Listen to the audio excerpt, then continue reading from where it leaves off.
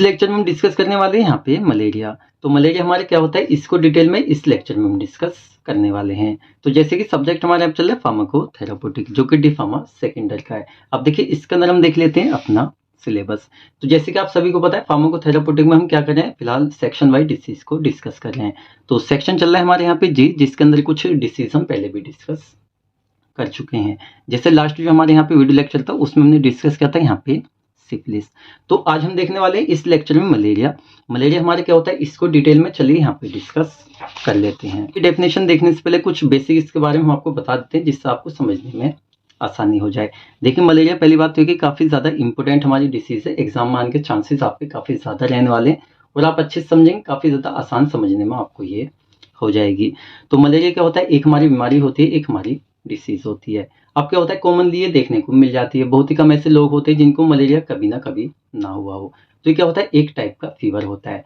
Malaria क्यों होता है, यहाँ पे कुछ हमारे पैरासाइट होते हैं जो मलेरिया यहाँ पे कोज कर देते हैं। तो हम स्टार्टिंग से बिल्कुल देखेंगे ये हमारा क्या होता है, क्या कोजेज होते हैं जिससे हमारी बॉडी में कोज हो जाता है, या जब इसका पैरासाइट बॉडी में एंटर करता है तो फाइनली जाके उसके सिम्टम कैसे नजर आते हैं, कैसे इसको हम मैनेज ट्रीट कर सकते हैं। तो स्टेप बाय स्टेप पूरा यहाँ पे डिटेल में चलिए इसको हम देख लेते हैं।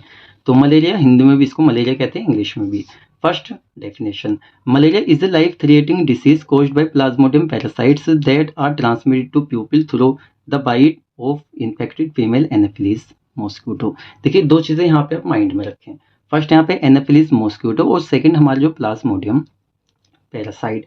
तो क्या होता है, मलेरिया एक लाइफ थ्रेटनिंग डिसीज होती है। लाइफ थ्रेटनिंग का मतलब जानलेवा, जान भी आपकी इसमें जा सकती है। कोज्ड बाय प्लाज्मोडियम पैरासाइट्स, हमारी क्या होता है, प्लाज्मोडियम पैरासाइट क्या है, हमारी स्पीशीज होती हैं, यहाँ पे 4 से 5 होती है जो आगे हम देखेंगे, जिनसे हमारी बॉडी में ये कोज होता है। That are transmitted to people, जो क्या होता है, मलेरिया एक ऐसी बीमारी होती है, मतलब इसके जो पैरासाइट होते हैं वो एक पर्सन से दूसरे पर्सन में ट्रांसमिटेड हो सकते हैं, क्योंकि हमारी एक इन्फेक्शियस डिसीज होती है जो इन्फेक्शन के थ्रू फैलती है। The bite of infected anopheles mosquito, थोड़ा सा इसका हम प्रोसेस यहाँ पे समझ लेते हैं। वैसे इसकी जो पैथोजेनेसिस है वहाँ पे इसको हम डिटेल में देखेंगे। आप ऐसे समझिए जैसे किसी बंदे को क्या है, पहले से मलेरिया है। अब यहाँ पे क्या हो रहा है, हमारी जो फीमेल एनाफिलिस मॉस्किटो होती है, ये एक इन्फेक्टेड पर्सन को, ऐसे पर्सन को जिसको पहले से मलेरिया है, उसको ये काटेगी। उसके बाद में क्या करेगी, किसी नॉर्मल पर्सन को काट लेगी। इससे क्या हो रहा है, हमारे जो यहाँ पे पैरासाइट है ना, वो यहाँ पे ट्रांसमिटेड हो रहा है। कहाँ पे, पर्सन टू पर्सन हो रहा है। किसके थ्रू हो रहा है, यहाँ पे जो बाइट करती है, मतलब काटती है, एनाफिलिस मॉस्किटो। तो ये हो जाती है यहाँ पे नॉर्मल डेफिनेशन मलेरिया की। कॉमन क्या है भाई, एक हमारी एनाफिलिस मॉस्किटो होती है जो मादा मच्छर होती है। पहले वो इन्फेक्टेड पर्सन को काटती है, उसके बाद किसी नॉर्मल पर्सन को काट लेती है, बाइट कर लेती है। तो क्या होता है, हमारे यहाँ पे पैरासाइट है वो यहाँ पे ट्रांसफर हो जाता है पर्सन टू पर्सन। तो ये हमारा हो गया। साथ में it is preventable and curable, क्या होता है, हमारी एक ऐसी बीमारी लाइफ थ्रेटनिंग को होती है, लेकिन हम इसको प्रिवेंट भी कर सकते हैं, मतलब रोक भी सकते हैं।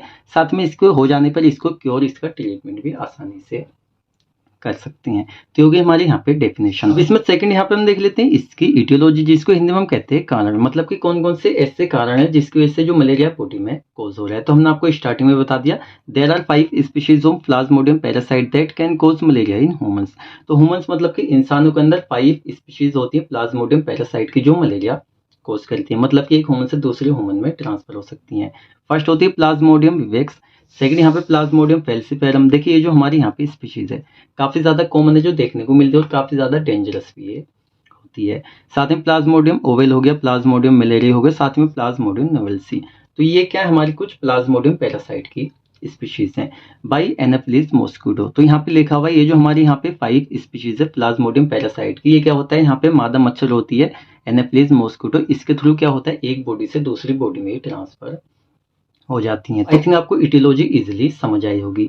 अब चलिए इसमें नेक्स्ट यहाँ पे हम देख लेते हैं इसकी पैथोजेनेसिस। देखिए कोई भी हमारी डिसीज होती है उसकी पैथोजेनेसिस सबसे ज्यादा इंपॉर्टेंट होती है, क्योंकि हमें पैथोजेनेसिस के अंदर ही पता चलता है एक्चुअल में जो हमारी बीमारी है किस तरीके से बॉडी में एंटर करी और फाइनली किस तरीके से वो डेवलप हुई।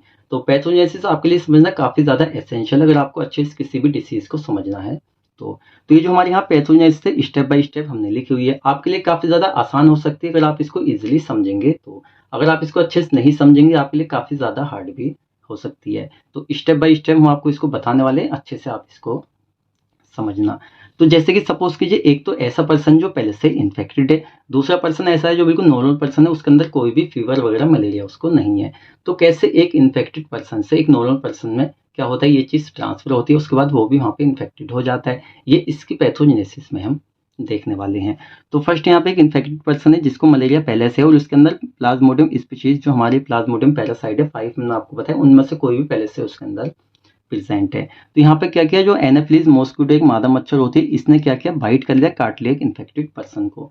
जब ये एक इन्फेक्टेड पर्सन को काटेगी तो इसके अंदर क्या हो जाएगा, यहाँ प्लाज्मोडियम जो स्पीशीज है पैरासाइट इसके अंदर आ गए।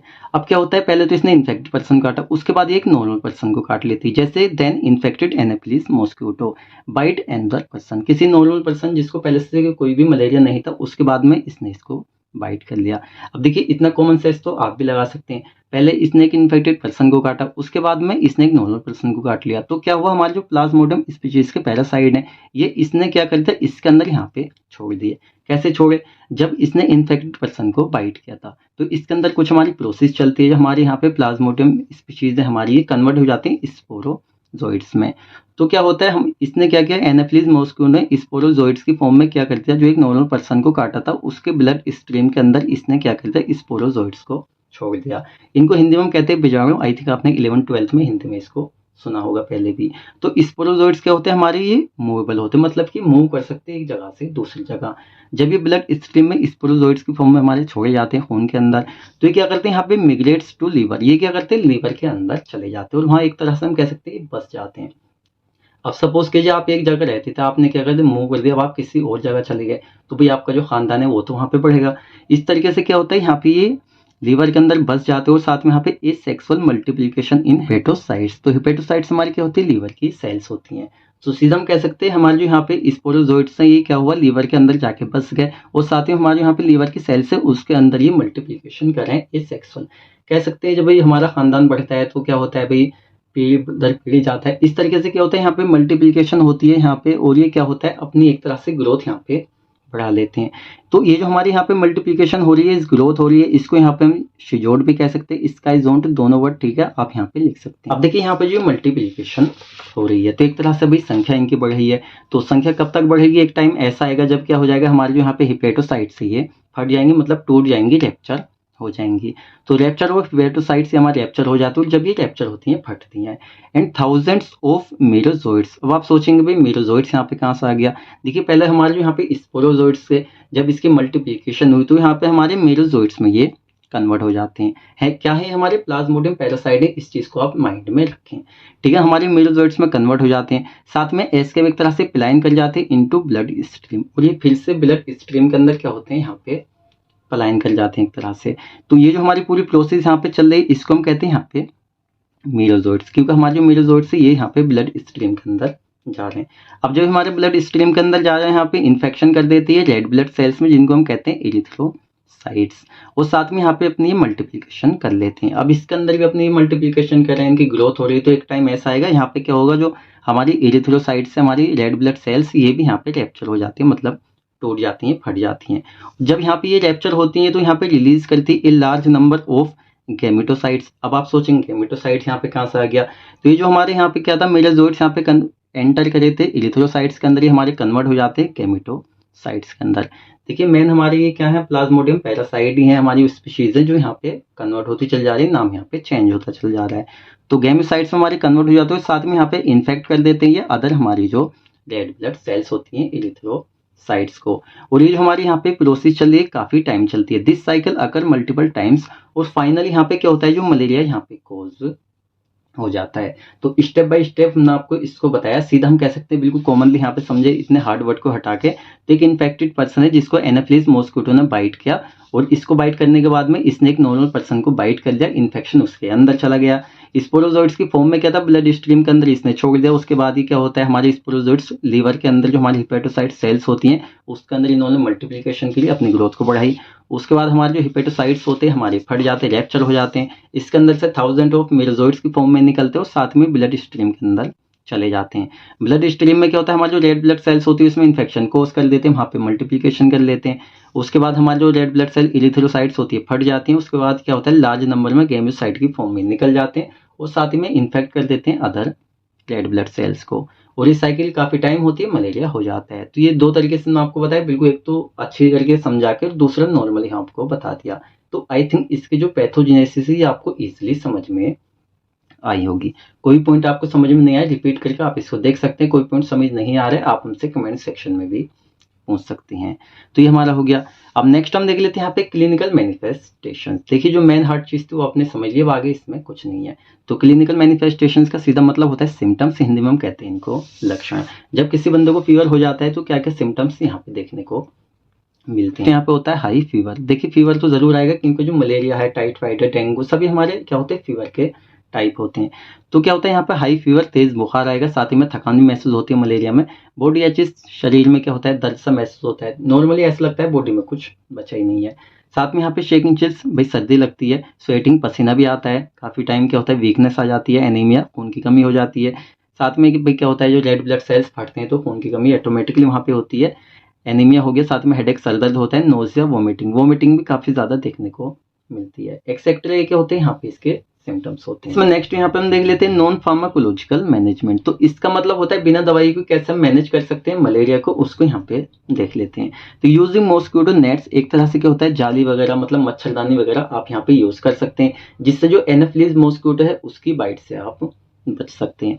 साथ में यहाँ पे installation of window and door screens. देखिए सीधा कहने का मतलब है जो यहाँ पे एनाफिलीज मॉस्किटो है भाई उससे आपकी बॉडी के अंदर इन्फेक्शन आ रहा है, तो आप क्या क्या कर सकते हैं भाई, आप विंडो यूज कर रहे हैं, साथ में स्क्रीन वगैरह लगा रहे हैं, कुछ भी आप कर रहे हैं एक तरह से उससे आपको बचना है।